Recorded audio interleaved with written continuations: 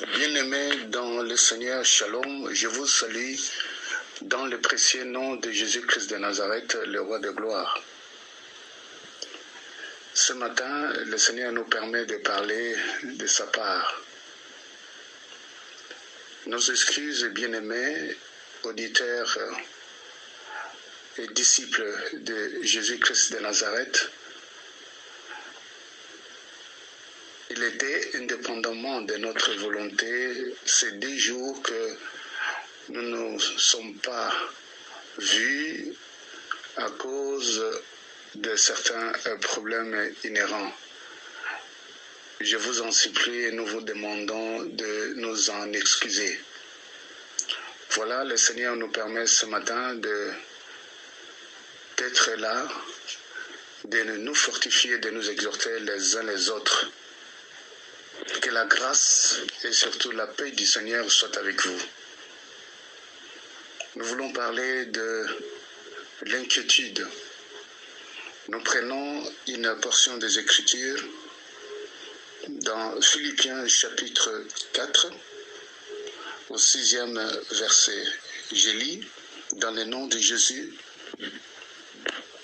Ne vous inquiétez de rien, mais en toutes choses, faites connaître vos besoins à Dieu par des prières et des supplications avec action de grâce. Au verset 7, et la paix de Dieu qui surpasse toute intelligence gardera vos cœurs et vos pensées en Jésus-Christ. Amen. Nous avons dit que nous allons parler de l'inquiétude.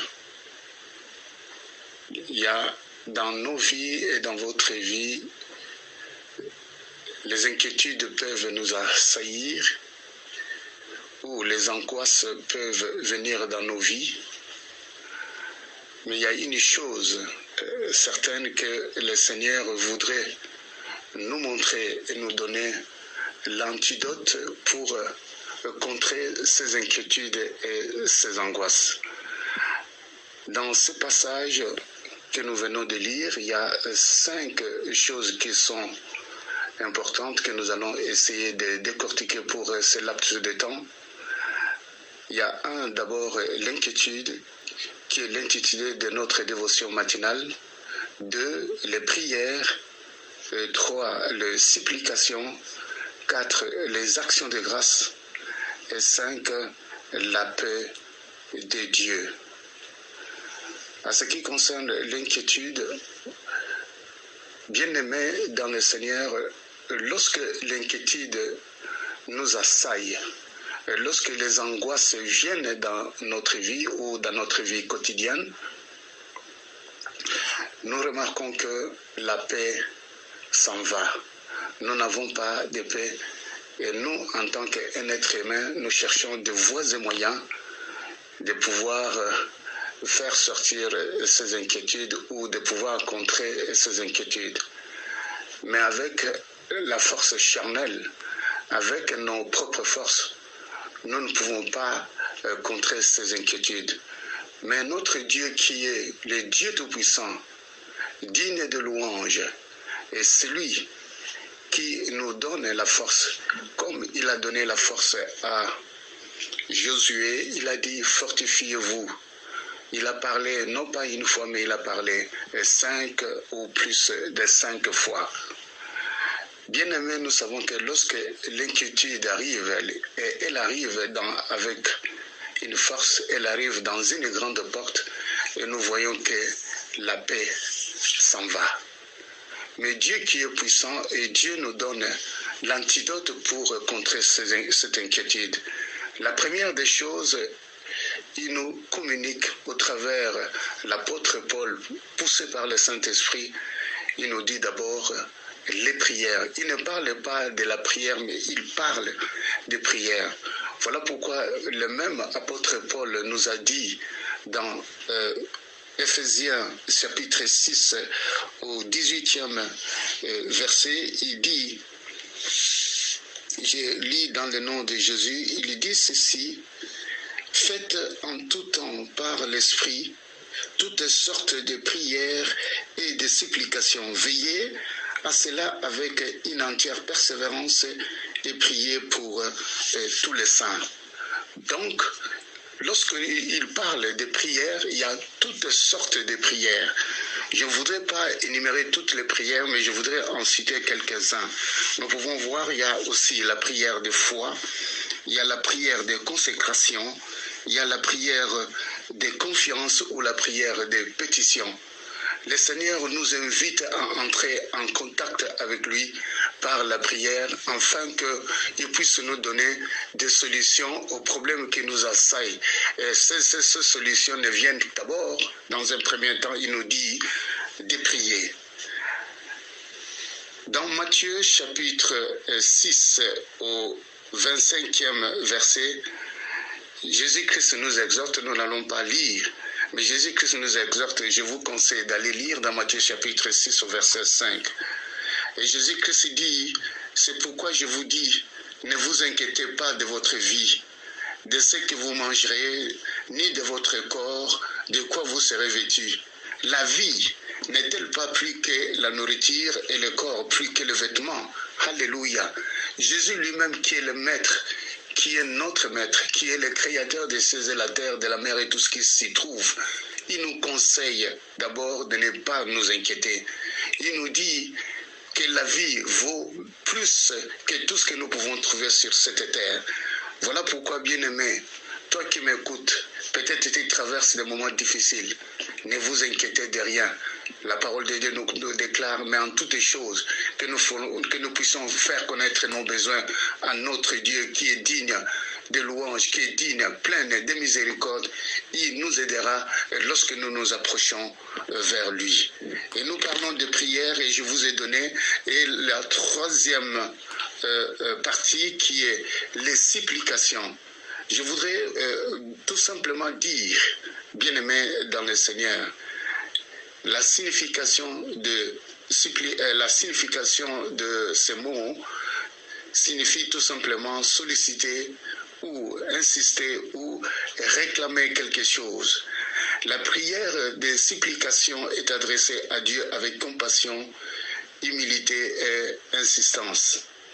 Dans la supplication, il y a une chose qui est importante, bien-aimé, reconnaître l'autorité de Dieu, avouer ses fautes, rappeler à Dieu ses promesses et parler à Dieu avec insistance. Bien-aimés, nous savons et nous connaissons les héros de la parole de Dieu qui ont fait cette prière de supplication. Il y a Néhémie qui a fait cette prière de supplication à notre Père, et le Dieu des cieux, de la terre et tout ce qui s'y trouve l'avait exaucé pour un problème donné.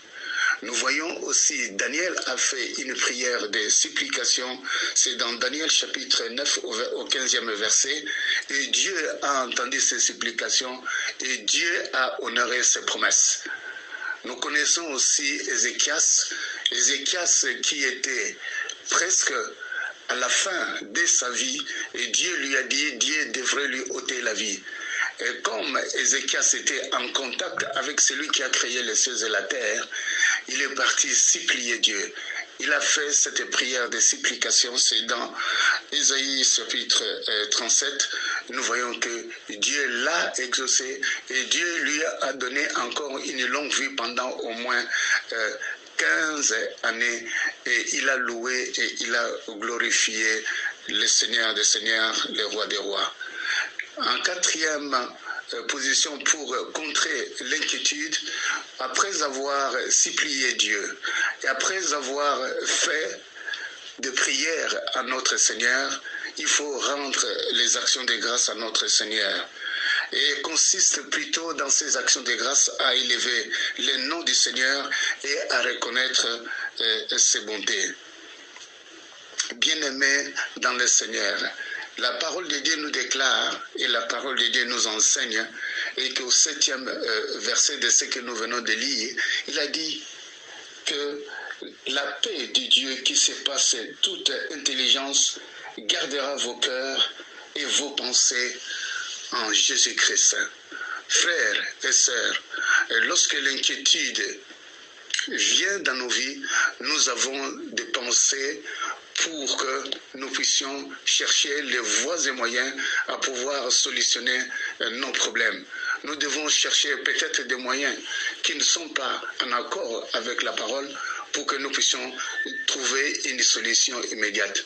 Mais le Dieu Tout-Puissant, le Dieu glorieux, celui qui t'a créé, celui qui m'a créé, la parole de Dieu déclare que nous devons nous décharger de nos problèmes vers lui.